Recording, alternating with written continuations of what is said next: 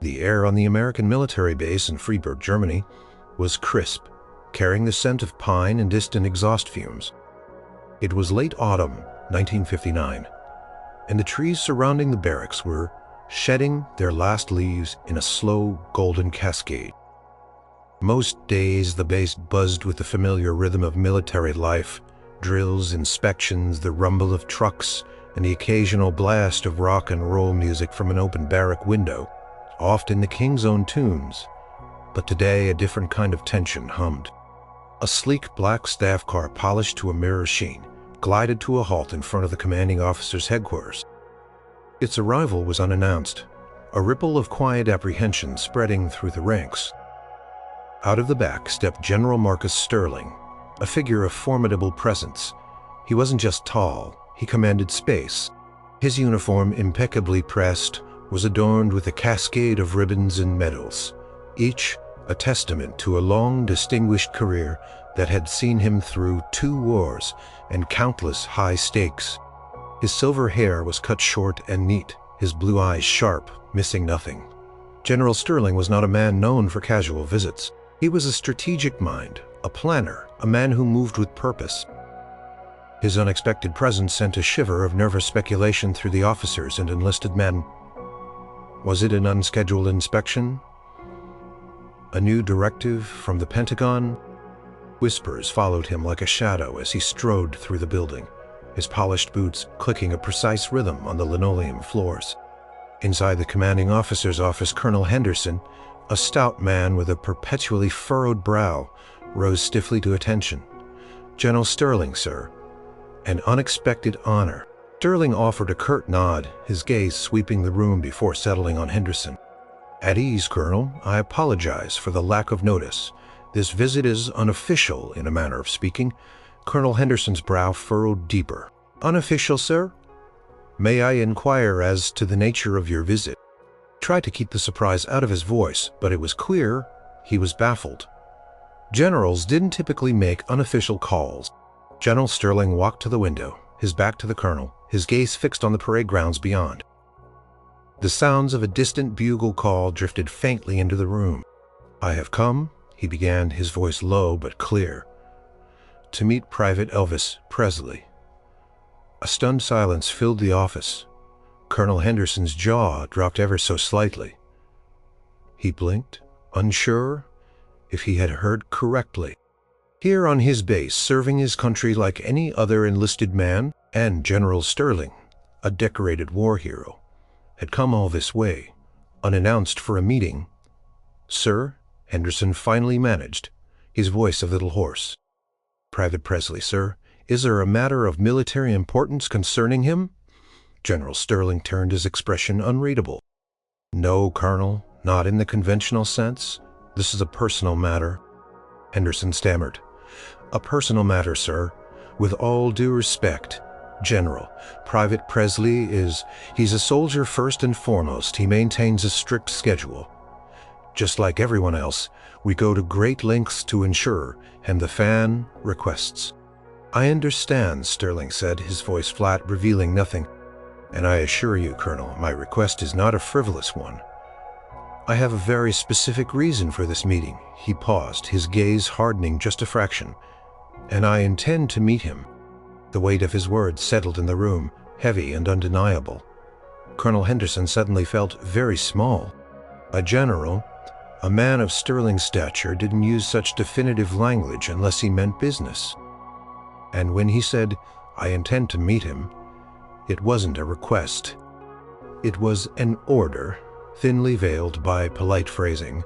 Henderson swallowed, his mind racing. How did one facilitate a personal meeting between a 4-star general and the most famous private in the world? What was the protocol for this? There wasn't one. The whole situation felt unprecedented.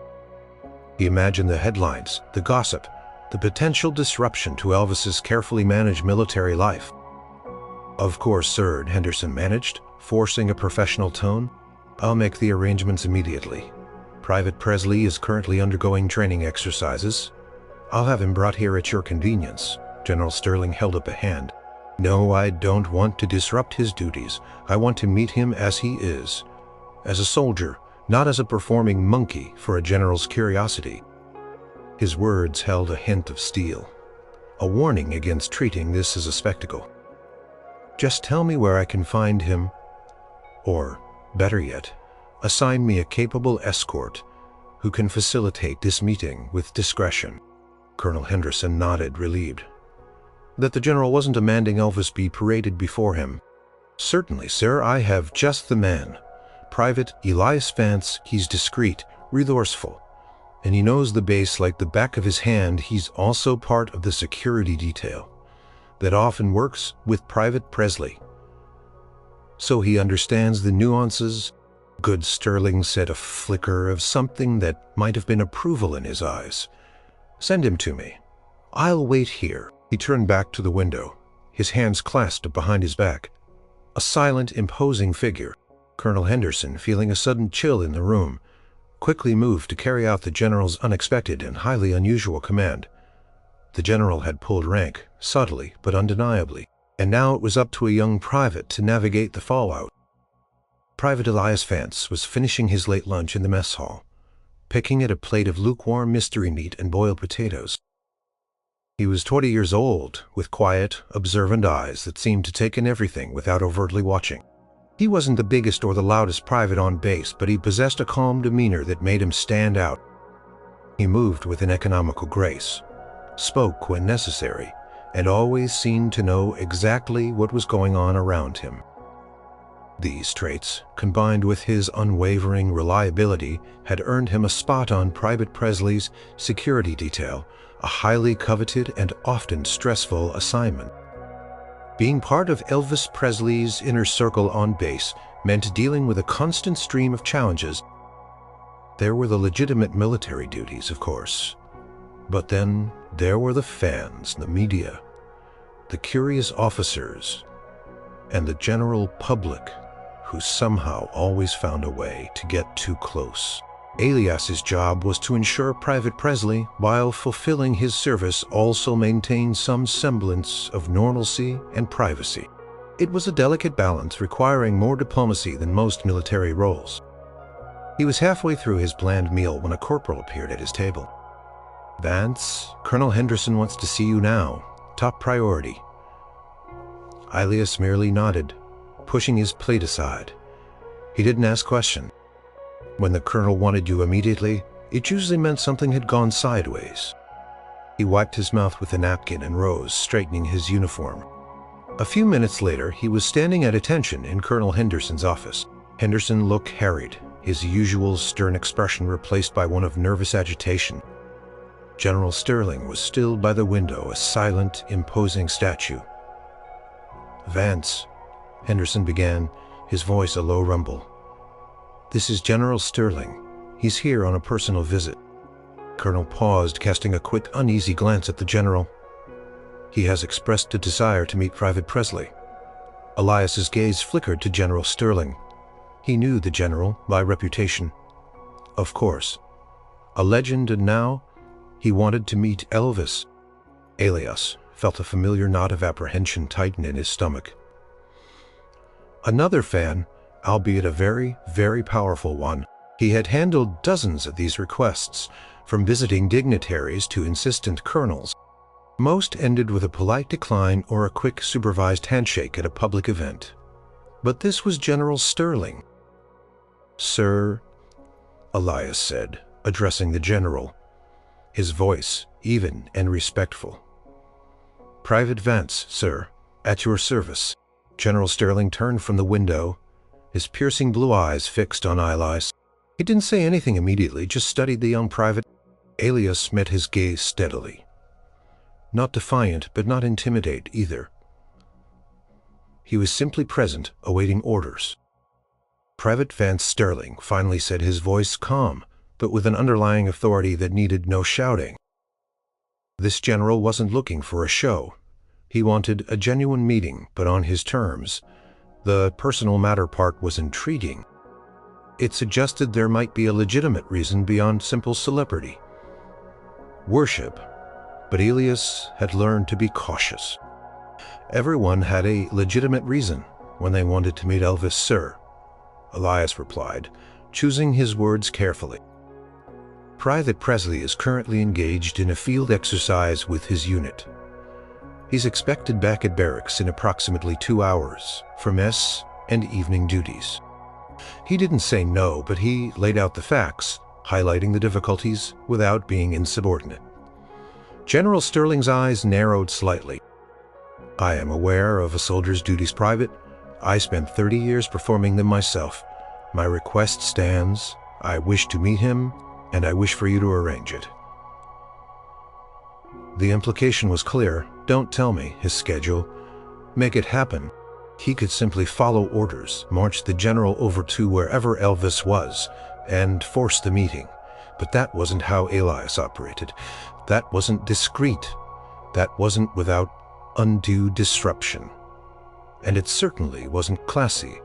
Sir, with all due respect, bringing him away from his unit mid-exers might cause more attention than you wish. Perhaps. If you could explain the nature of your visit. Even briefly, it would help me arrange a meeting that is truly private and respectful of Private Presley's duties. He values his serfdom unfurtively. Elias was treading a fine line, almost asking a general to justify himself. It was a risky move, but General Sterling simply looked at Elias for a long moment, a flicker of surprise in his eyes, followed by something akin to curiosity. Most soldiers faced with a directive-veiled order from a 4-star general would simply salute and execute. Elias, however, was respectfully pushing back, subtly trying to understand the intent behind the command. He wasn't defying, he was strategizing. He was showing, even in this tense moment, a respect for both the general's rank and for the dignity of the private. He was protecting. It was a rare quality, even more so in a young man. General Sterling saw it. He saw the pure class shining through. He wondered if this private truly was the capable escort Henderson had promised. He decided to find out. The silence that followed Elias's words stretched thick with unspoken tension. Colonel Henderson looked as if he might spontaneously combust. Elias, however, remained outwardly calm, his posture perfect, his gaze steady on General Sterling. He knew he was playing with fire, but his instincts told him this wasn't just about a powerful man meeting a celebrity. There was something else, something deeper. Finally, General Sterling broke the silence. His voice, though still calm, resonated with unmistakable authority. "Private Vance," he began, "my rank permits me to command a meeting with any enlisted personnel under my purview. At any time I deem necessary, you are not to question the why behind my orders. You are to execute them." Elias felt the direct hit of the reprimand, but he didn't flinch. He simply met the general's gaze. "Understood, sir," he said, his voice still even. "My apologies, sir. I was merely seeking clarity to ensure the execution of your orders causes the least disruption possible. As you requested," he added, "to minimize attention and respect Private Presley's service, sir." General Sterling regarded him, a subtle change in his expression. Elias wasn't being insubordinate. He was reiterating the general's own stated desire for discretion, framing his questions as an attempt to fulfill the order better. It was subtle, respectful, and incredibly clever. "Very well," Private Sterling said, his voice losing some of its edge. "Yes, sir," Elias replied, his voice firm. "I understand completely." He knew that this was the definitive pulling rank moment. There was no more room for subtle probing. The general had stated his intent, his authority, and his deadline. Elias had to make it happen. He saluted smartly. "If I may, sir, I have an idea for a location that would ensure maximum privacy. It's an old storage shed near the far end of the base, rarely used. It's off the main routes, and we can secure it completely." "A storage shed?" he mused, a hint of skepticism in his voice. "Not exactly ideal for a meeting with a general." "Sir, it's out of the way," Elias explained calmly. No one would expect it. We can make it comfortable enough for a brief discussion. It's better than the barracks, which are always buzzing, or the CO's office, which is too central, if you truly wish for discretion. Sir, it is the most effective option." The general's eyes narrowed, but this time it wasn't with anger. It was with a touch of reluctant admiration. The private was thinking, not just obeying. He was taking the general's stated desire for discretion seriously, even if it meant a less formal setting. "Very well, Private," Sterling finally conceded. "Your initiative is noted. Prepare the location, and bring Private Presley to it. Ensure he is properly attired for a meeting with a superior officer, but do not alarm him. Tell him he is needed for a brief, urgent discussion regarding a sensitive matter." He knew exactly what that meant. Tell Elvis just enough to get him there, but not so much that he'd be nervous or cause a stir. "Will you be proceeding to the location directly, sir, or shall I escort you when Private Presley is ready?" "I will proceed directly, once you confirm it's secure," Sterling stated. "Colonel Henderson, my compliments on your choice of staff. This private seems capable." Colonel Henderson puffed up slightly, a nervous smile on his face.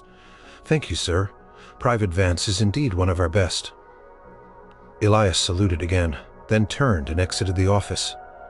The weight of the mission settled on him. He had less than 2 hours. He needed to find Elvis, prepare him, and secure an old storage shed into a suitable, if temporary, meeting space for a 4-star general and the king of rock and roll. It was an absurd task, but Elias felt a strange sense of purpose. The general's words, his insistence on discretion and privacy, hinted at something more than just a passing curiosity. Elias felt a responsibility, not just to obey orders, but to ensure this unusual meeting went off without a hitch, and with respect for all involved, he headed straight for the motor pool. He knew Elvis often spent downtime there, tinkering with cars or just unwinding. Sure enough, he found him in the garage bay, grease smudged on his cheek, laughing with a couple of mechanics about a carburetor issue. Elvis, in his fatigues, looked like any other soldier, albeit one with an undeniable charisma. "Private Presley," Elias said. Approaching him, Elvis turned his famous smile, approaching him. "Vance, what's up? Man, you look like you've seen a ghost."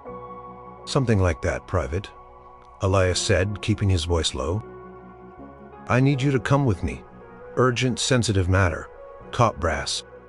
He gave Elvis a look that conveyed the seriousness without needing to elaborate. Elvis, used to Elias's calm demeanor, understood Elias wouldn't interrupt his downtime for anything less than a genuine necessity. "All right, lead the way. Hope I'm not in trouble," he winked. But there was a hint of curiosity in his eyes. Elias had never been quite so cryptic before. Elias led him away, his mind already running through the checklist for the storage shed. This was going to be a delicate dance, but he was ready. He had to be. Elias led Elvis back to the barracks for a quick change into a clean-pressed uniform. Elvis, sensing the gravity in Elias's demeanor, didn't ask many questions, just followed orders. He knew Elias wouldn't lead him astray. While Elvis was changing, Elias made a quick call to a corporal he trusted, arranging for the old storage shed to be swept out and for a couple of field chairs to be placed inside, along with a small portable lamp. He stressed the need for absolute secrecy. Once Elvis was ready, looking sharp in his crisp fatigues, Elias led him on a circuitous route toward the designated meeting spot. They walked in silence for a while, the autumn air cool on their faces. The base was winding down for the evening, the distant sounds of reveille drifting across the parade ground.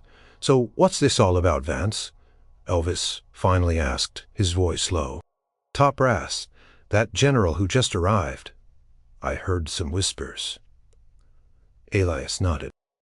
"Yes, Private General Sterling. He's here to see you. It's personal, he says, and he requested absolute discretion." Elvis raised an eyebrow. "Personal? A general? That's a new one. Usually they want an autograph for their kid or a photo op." He sighed softly. "Don't get me wrong, I appreciate the fans, but sometimes I just wish I could be Private Presley." "He understands that," Sir Elias said, using the formal address. "He specifically asked for a private, brief meeting, and for it to be handled without fanfare. He didn't want to disrupt your duties." Elias chose his words, carefully trying to subtly set a respectful tone for the meeting without giving too much away. He still hadn't revealed the general's true intent, because he didn't know it himself. But he had a feeling it was more than just a celebrity encounter. They reached the old storage shed. It was a utilitarian building, gray and unassuming, tucked away behind a row of larger warehouses. Elias had made sure the area was clear and that no one was lurking about. He unlocked the heavy steel door and pushed it open. Inside, thanks to his quick thinking, the small space was surprisingly clean. 2 folding chairs faced each other, and a battery-powered lantern cast a soft glow. It was bare, but private. "Well, this is intimate," Elvis commented, a small wry smile on his face. "Never thought I'd be having a top-secret meeting in a broom closet. It ensures privacy, sir," Elias stated simply, as requested. Just then they heard the crunch of gravel as the general's staff car pulled up a discreet distance away. General Sterling emerged alone and walked towards the shed. He looked around the desolate area, a faint expression of surprise on his face at the chosen location, but he said nothing. Elias noted a small leather-bound book tucked under the general's arm. Elias stepped forward, saluting. "General Sterling, sir. Private Presley is here. The location is secure." Sterling nodded, his gaze sweeping over the private, then settling on Elvis. Elvis stood at attention, his posture perfect, a model soldier despite his worldwide fame. "At ease, Private Presley Sterling," said his voice surprisingly gentle. He stepped inside the shed, Elias holding the door open. Elias then stepped out, closing the door behind him but remaining within earshot, vigilant. He knew his role was to provide security and privacy, not to listen in. Inside, the general motioned to one of the chairs. "Please, sit, Private. This won't take long, Elvout." He noticed the book in the general's hand. It looked old. General Sterling sat opposite him, his imposing figure filling the small chair. He looked at Elvis, not as a fan, but as a man. "Private Presley," he began, his voice taking on a different quality, softer than Elias had heard it before. "I apologize for the unusual circumstances of this meeting. My visit is indeed personal." He paused, taking a deep breath. "My wife, Eleanor, passed away last month. She was a great admirer of your music." He looked down at the book in his hands. This was hers. He opened it, revealing not pages of text but a collection of old photographs carefully preserved. "She loved your songs. They brought her so much joy, especially in her final days." Elvis looked at the general, his expression softening instantly. This wasn't a general pulling rank for a lark. This was a grieving husband, desperate for a connection to something his wife loved. It was a plea disguised as a command. "Sir, I'm so sorry for your loss," Elvis said, his voice sincere. "That means a great deal to me. To know my music could bring her some comfort." General Sterling nodded, his eyes distant, filled with a profound sadness. "Did Private, more than you know. She listened to your records constantly, especially Love Me Tender. It was her favorite. Said it reminded her." He trailed off, running a thumb over its worn cover. "She always wanted to meet you. It was a silly dream, I suppose, for a woman of her age. But she held on to it when I was deployed. Her letters would often mention your latest song, your movies." He chuckled. A dry, humorless sound. "She knew more about your career than I did about my own battalion sometimes." He looked directly at Elvis, his gaze unwavering. "When she passed, I made a promise to myself that I would do anything to honor her final wishes, and meeting you, Private Presley, was the only thing I could think of. I know it's a foolish thing for a general to do, to pull rank for such a sentimental reason." He hesitated, a rare vulnerable. He saw the general not as a towering figure of authority, but as a man broken by loss, clutching at a fragile piece of hope. Elias, listening intently from outside, felt a profound understanding wash over him. This was the why. This was the true meaning behind the general's insistent command. And Elias felt a deep satisfaction that he had, through his own discreet actions, facilitated a moment that was far more significant than he had first imagined. This was beyond rank, beyond celebrity. This was raw human emotion. Outside the shed, Elias stood sentinel, the cold seeping into his boots. He hadn't meant to eavesdrop, but the thin walls offered little resistance to the general's unexpectedly emotional confession. He heard the catch in General Sterling's voice, the raw edge of grief. Elias had expected a fan, perhaps a gruff request for an autograph. He hadn't expected a heart-wrenching tale of loss and a promise made to a dying wife. Profound respect bloomed in Elias's chest, not just for the general's grief, but for his courage in sharing it. This powerful, disciplined man, known for his unyielding resolve, had lowered his guard completely, revealing a vulnerability that transcended his rank. And he had done it perhaps because Elias's quiet persistence had paved the way, creating a space safe enough for such honesty. Elias felt a quiet pride in that. This was the pure class he had aimed for, not just following orders, but understanding the human element behind them. Inside the shed, Elvis was equally affected. He watched the general, no longer seeing a superior officer but a man in pain. He imagined his own mother Gladys and the profound void her passing had left in his life. He knew what it was to lose someone you cherished beyond measure. "General," Elvis said softly, leaning forward in his chair. "Sir, there's nothing foolish about wanting to honor someone you loved, especially when their last wish was so simple and so full of joy." He paused, choosing his words carefully. "My music, it was always about connecting with people, and, knowing it, brought comfort to your wife, especially at the end. That's the greatest honor I could ask for, sir." He reached out tentatively and placed a hand on the general's arm, a gesture of deep empathy.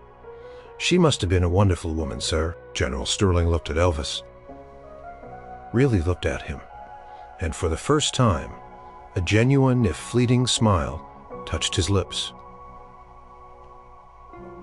It was a smile of gratitude. She was private, she truly was, and stubborn as a mule sometimes, just like her husband. He even managed a small, mirthless chuckle. She knew her own mind and her own music.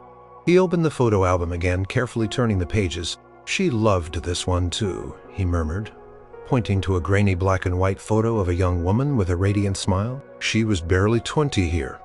I was just a fresh-faced lieutenant," she said. "Your songs reminded her of simpler times, of dancing in the living room, of dreaming about the future." Elvis looked at the photo. Then, back at the general, he saw the flicker of a young man, a lover, a husband beneath the uniform and the years.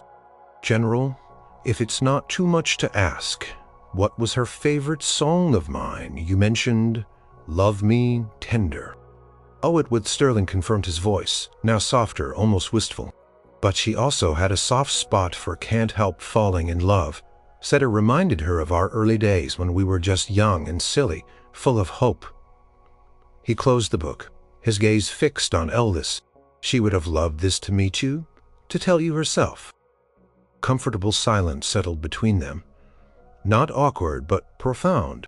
It was a moment of shared humanity, a connection forged over a love for music, and the echoes of a life well lived. Elvis felt a deep urge to do something, anything, to truly honor the general's request, to give him more than just a fleeting handshake. "General," Elvis said, "I know this is a private meeting, but would you like me to sing it for you? 'Love Me Tender,' just for you and for her." General Sterling's eyes widened, a look of genuine shock and emotion spreading across his face. He hadn't dared to hope for such an offer. "Private," he stammered. "You don't have to." "I wouldn't presume. No presumption, sir," Elvis insisted gently. "It would be an honor for her and for you." He knew the rules, the strict military protocol, the general's rank, but sometimes humanity trumped protocol, and this was one of those times. He glanced towards the door, knowing Elias was out there, ensuring their privacy. Elias, still standing guard, heard the murmur of voices, then a distinct familiar strumming. Elvis must have had a small guitar with him or found one in the shed, Elias thought. He listened intently, his heart swelling with a mixture of awe and profound satisfaction. This was it. This was the moment. He had helped create something truly special, something far beyond a mere meeting. He had helped bridge a gap between a grieving man and a musical legend, turning a pulling rank moment into a moment of pure, heartfelt grace. And it was exactly what the general had unknowingly needed. Inside, without fanfare or accompaniment, began to sing. His voice, usually soaring through stadiums, was hushed, intimate, tailored for the small enclosed space and the ears of one grieving man. He sang "Love Me Tender," not as a performance for an adoring crowd, but as a tender eulogy, a private offering to a lost love. General Sterling sat absolutely still, transfixed. His eyes were closed, a single tear tracing a path down his weathered cheek. Each note, each lyric seemed to resonate with a lifetime of memories, a melody of love and loss. Could almost see Eleanor, young and vibrant, dancing in their living room, her laughter echoing in the music. It was a moment of profound communion, a bridge built between the present and the past, between a soldier and a legend, between a husband and his beloved wife. Elvis's voice was raw, heartfelt, stripped of all its commercial polish. It was the voice of a young man who understood loss, who understood the power of a song to heal and to remember. He put his entire being into it, pouring out not just notes, but empathy and respect. When the last notes faded, the silence that followed was even more powerful than the song itself. General Sterling slowly opened his eyes. They were wet, but there was a profound peace in them. He looked at Elvis, a depth of gratitude in his gaze that words couldn't fully express. "Thank you, Private," he finally whispered, his voice thick with emotion. "Thank you. She would have loved that." Elvis nodded, a quiet understanding passing between them. "It was an honor, General, truly." Sterling cleared his throat, regaining some of his composure, though his eyes remained soft. "You have no idea, Private, what that means to me. To know that her favorite song was sung by you for her in this quiet place. It's more than I could have ever asked for." He picked up the photo album again, holding it gently. "She used to tell me how your music was different, how it had soul. She said you sang from the heart, and that's why people loved you." She was right. He looked at Elvis, a new kind of respect in his gaze, one that transcended fame or rank. "You're more than just a performer, Private Presley. You're a comfort, a memory maker. Elvis shifted uncomfortably, unused to such personal praise. "Especially from a general. I just try to sing the truth." "Sir, you do," Sterling affirmed, a simple shed. "And this Private," he said, turning his head slightly towards the door, as if addressing Elias directly through the wall. "Private Vance, he showed remarkable initiative, remarkable sensitivity. Most men in his position would have simply marched you over. No questions asked. He understood. He saw past the orders and tried to understand the heart of the matter." Elias, still standing guard outside, felt a warm flush spread through him at the general's words. He hadn't expected to be acknowledged, let alone praised, for simply doing his job with a little extra care. It confirmed his belief that sometimes taking an extra step, looking for the deeper meaning, was worth it. "He's a good soldier, General," Elvis agreed, a genuine fondness in his voice, always looking out for the men doing things right. "He's got a quiet strength about him." "Indeed," Sterling mused. "That he does. He created the perfect environment for this. I'm grateful to him." He looked back at Elvis. "Private, I truly appreciate your time and your generosity. You have given me a great gift tonight." He stood up, carefully replacing the photo album in his pocket. Elvis rose too. "It was my privilege, General, and my sincere condolences for your loss."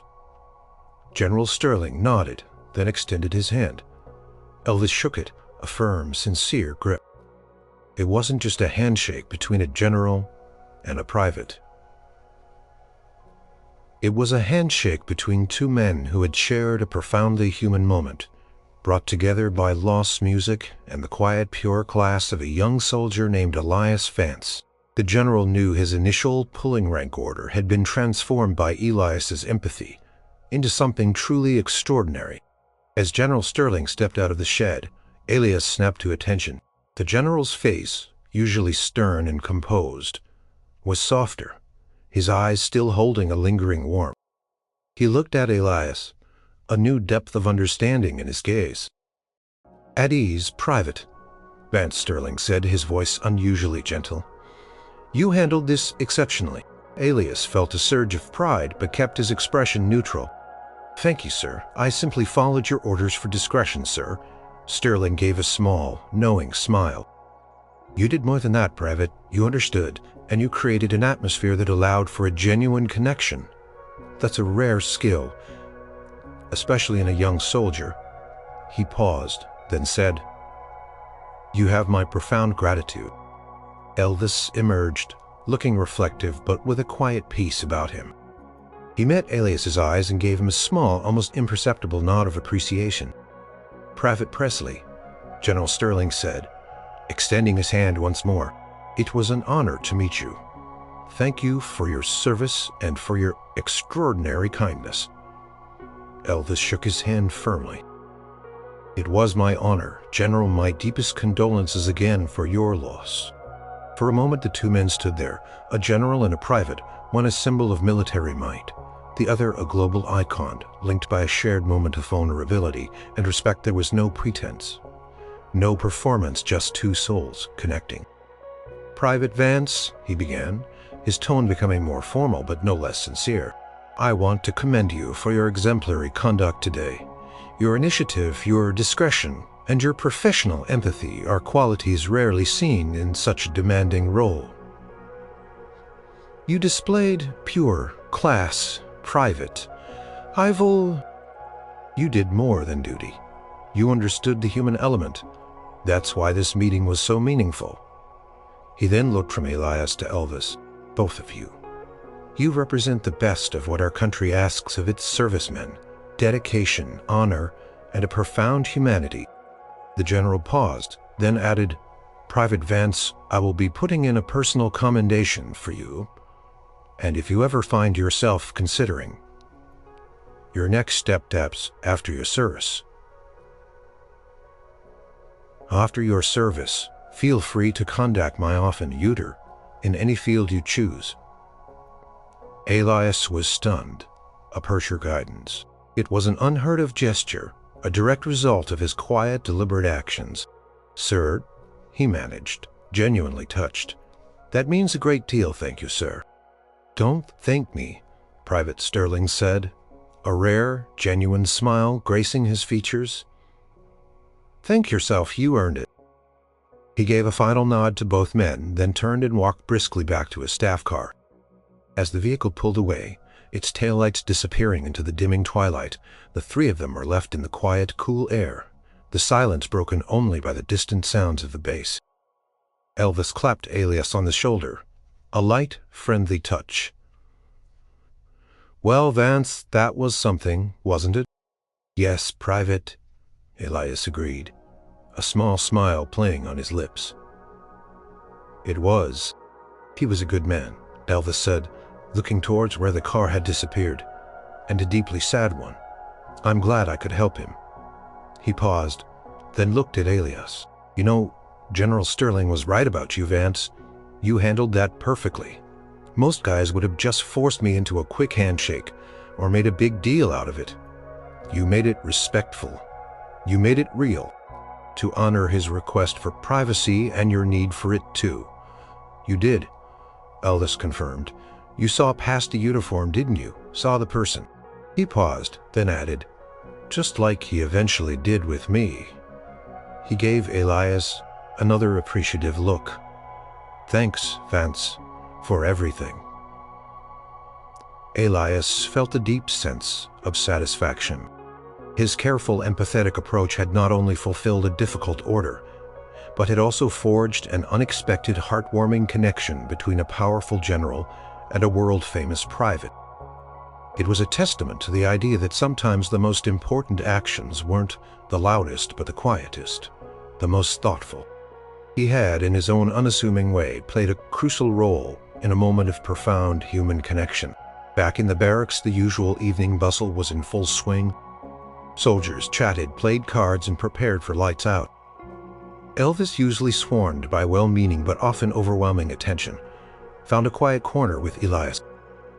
He was still processing the encounter with General Sterling. He really loved his wife, didn't he? Elvis murmured, more to himself than to Elias, as he sat on the edge of his bunk. "Yes, Private, very much," Elias confirmed, sitting opposite him, just listening. "You know, when I first heard he was coming, I figured it was another one of those things," Elvis continued, running a hand through his hair. "Another high-ranking officer wanting to say he met Elvis Presley. Sometimes it feels like they don't see me. Just the name." He looked at Elias. But with him, it was different. You could tell, even when he was giving you orders, that there was something else. He wasn't trying to lord his rank over me. He was just trying to keep a promise to the woman he loved. Elias nodded. "That's why I felt it was important to create the right environment, Private, for both of you, so it could be a real meeting, not just a formality." "And you did it," Elvis said, a genuine smile on his face. "That shed, man, it was perfect. No fanfare, no gawkers, just us and him and her." He thought for a moment. "It reminded me of my own mama, how much her music meant to her. She loved those old gospel hymns, and when I sang them for her, just for her, it wasn't about the show. It was about soul." He picked up a small, battered acoustic guitar from his bunk, a simple instrument he kept for quiet practice. He began to strum a soft, melancholic tune, something slow and reflective. He mentioned, "Can't help falling in love." Elvis said, his voice low, said it reminded him of his early days with his wife.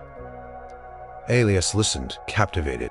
Elvis began to sing, not with his usual power-host delivery, but with a gentle, almost whispered vulnerability. It was a song of enduring love, and hearing it now in the quiet barrack after the story of General Sterling and his wife, it took on a profound new meaning. Elias realized that Elvis wasn't just a voice. He was a vessel for emotion, a conduit for human connection, and he was, at his core, a deeply empathetic man. As Elvis sang, other soldiers in the barrack, initially engrossed in their own activities, slowly grew quiet. They didn't interrupt, they didn't clap, they just listened, recognizing the sacredness of the moment.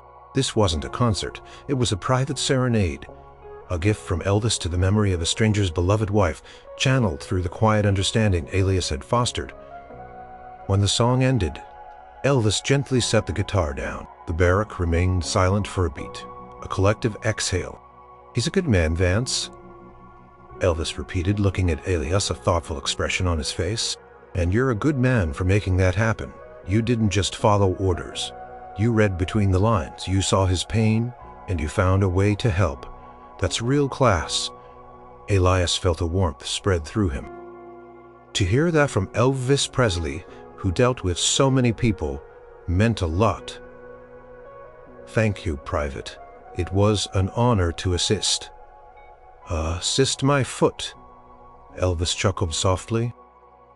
"You practically orchestrated a moment that General Sterling will remember for the rest of his life. You turned a cold military order into a warm human connection." He shook his head slowly. "Some people, they just see the rank or the fame. You saw the humanity in it all. That's a rare gift."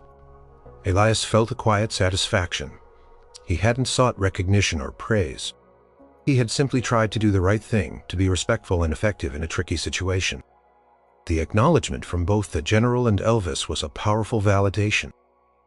It reinforced his belief that true professionalism wasn't just about following rules, but about understanding people. The barracks slowly returned to its usual hum, but the atmosphere felt subtly different. Quiet understanding had settled a sense of shared purpose and respect. Elias knew that this evening, though unusual, had been significant. It had shown him that even in the rigid structure of military life, there was always room for empathy, for kindness, and for the purest form of class. And he realized that sometimes the most able actions were those taken with the quietest grace. Days later, General Sterling's personal commendation for Private Elias Vance arrived through official channels. It wasn't just a form letter. It was a detailed, heartfelt testament to Elias's exceptional conduct. Colonel Henderson read it with wide eyes, then called Elias into his office. "Vance," the colonel boomed, holding up the official document. "Do you have any idea what this means? A personal commendation from General Sterling. This is unprecedented for a private your age. For handling a simple meet and greet." Elias stunned, "Sir, it's an honor. An honor indeed," Henderson exclaimed, still slightly bewildered. He praised your discretion, your initiative, your professional empathy, said you turned a potentially awkward command into a moment of profound human connection. "What exactly did you do in that shed, Vance?" Elias allowed himself a small, private smile. "I simply ensured General Sterling's request for discretion and privacy was met, sir, and that Private Presley's duties were respected. He wouldn't betray the General's confidence, or Elvis's. The details of that meeting were personal." Colonel Henderson peered at him, still mystified, but ultimately impressed. "Well, whatever you did, Vance, it clearly left an impression. This will go a long way in your service record. It could open doors for you after your enlistment." "Yes, sir," Elias replied, thinking of General Sterling's offer to contact his office. He hadn't forgotten that. Meanwhile, General Sterling, back at his headquarters, found himself thinking often of that quiet evening in Friedberg. The encounter with Private Presley, facilitated by Private Vance, had brought an unexpected measure of peace to his grieving heart. He still missed Eleanor terribly, but the memory of Elvis's song sung just for her was a solace. And the quiet, dignified conduct of Private Vance resonated with him deeply. He called his aide.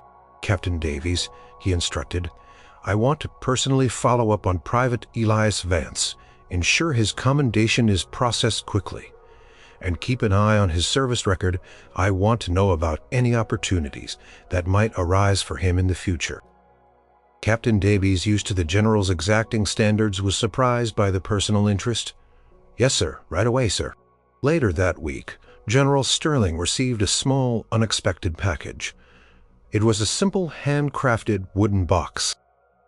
Inside, on a bed of velvet, lay a single, immaculately polished guitar. Accompanying it was a handwritten note on military stationery addressed directly to him. The note was from Elvis. It simply read, "General Sterling, this pick, a small token of my deepest respect and gratitude, your wife's love for music.